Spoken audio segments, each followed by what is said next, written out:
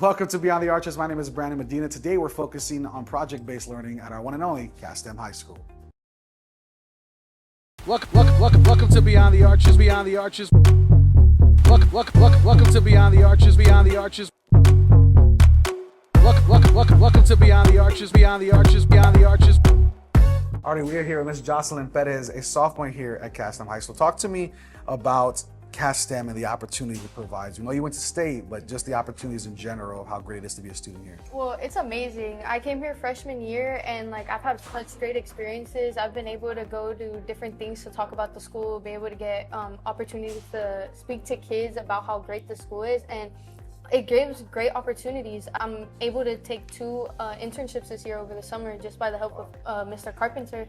And just the experience altogether, we're all close. We're close with our teachers. You're able to make good bonds with everybody, and it's such a great experience being here. As a sophomore, being able to go to state, talk to me about that experience and kind of give me a little bit of background of the event itself and kind of what you guys were doing. Okay, well, as a sophomore going to state, it's amazing. Last year I did take part in SUSO, and sadly we didn't get to go to state, but this year getting the experience to get that next step up was a amazing experience. I was able to improve things on my public speaking and put myself more out there to get more involved in things with the school. So it was such an amazing process going through all of it. All right, we're here with sophomore Jaden. Talk to me about the project that you guys all went to state for. What was it? Talk to us about why it could really benefit CASTEM and maybe other organizations. Okay, yeah, so we actually came up with an emergency communication system because we feel like schools in Texas are lacking that communication. Students depend on their teachers to kind of be notified during emergency situations. But then it also goes back to, okay, but what if we're not around the teachers? Like, what if we're outside? What if we're in the hallways? What if we're in the restrooms, right? Yeah. And so there's that gap right there. And so we created that system to basically bridge it, right? And just to let everybody know together. We also created it to be an audible visual system. So talk to me about the importance of speak up and speak out, what that kind of stands for and why that's meaningful for students in the community. There's a lot of problems and differences going on, around us, in our society, our world, our everyday lives. And so whenever we find these problems and we kind of come up with solutions to help these problems not persist, it just makes sure that everybody is kind of all on the same page, and that everybody can find things that are happening, but then also try to solve it and try to make the world better. All right, we are here with Mr. Colorado, freshman here at CASTEM. Talk to me about this Venture Lab, this Ignite Challenge, and kind of what this was and how it's affected you. It was it affected me by meeting new people. So Adventure Lab was an entrepreneur challenge that helped us understand the real, how to start off with entrepreneurship if you're really going for that when we went over there. It was really fun. We only had a day and a half to do it, but we got it. We got through it. Yeah. We did it all. And we all worked as a team.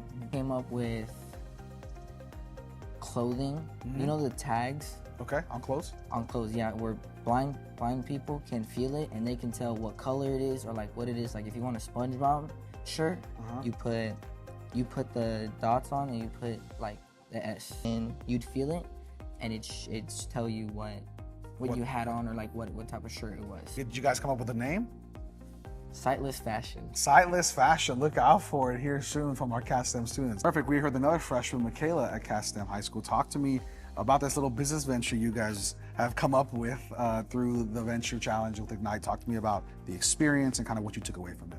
So this was a really fun experience. It was kind of just hey, do you want to come do this entrepreneurship with us? And I was like, yeah, that sounds really cool.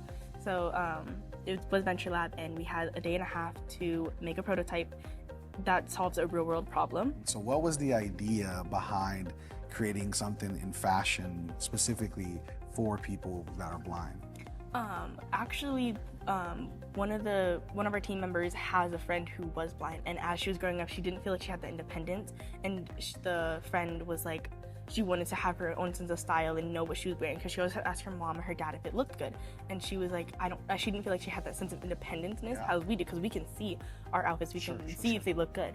Our team, she was like, can we like do something like that? And we're like, yeah, that sounds super cool. So that's how we came up with it. All right, so we are here with Mr. Christopher Zapata, another first place award winner from the Adventure Lab Challenge. Talk to me about what it was like to pitch at a challenge like this, not only to your team about ideas, but also to a group of professionals. How hard was that? How fun was that? What would it look like? Honestly, it was really fun. A lot of them gave really good feedback and really encouraging feedback, and it was a little nervous because they're professionals and we're just like entrepreneurs, you know, barely starting and like making a product. Overall, with this specific idea, how fun was it to kind of come up with a prototype together, to discuss an actual problem that you want to resolve?